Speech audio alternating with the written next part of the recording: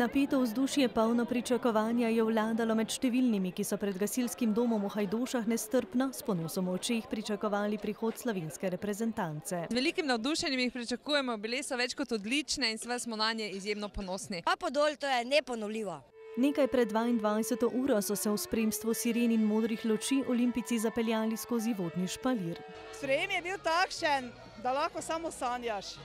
Solze, sreče, veselja, stiski rok. Vzdušje, se vidite, za mano je noro, to je nekaj posebnega. Mladinke Pameče Troblje so že v četrtek osvojile zlato, v petek pa so srebrni postali člani iz Žarb. V soboto so se članice iz Mašperka uvrstile na drugo, člani Šmartnega na Pohorju pa na tretje mesto.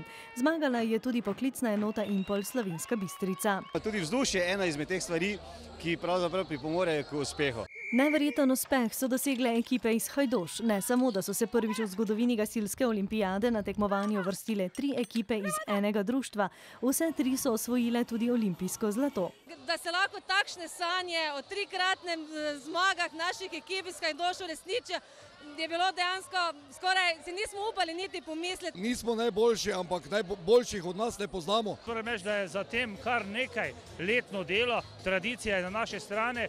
In po 4-letnem programu napornih treningov, odrekanja in vztrajnosti so naši gasilci Slovenijo odbrizgnili med olimpijsko najuspešnejše gasilske države sveta.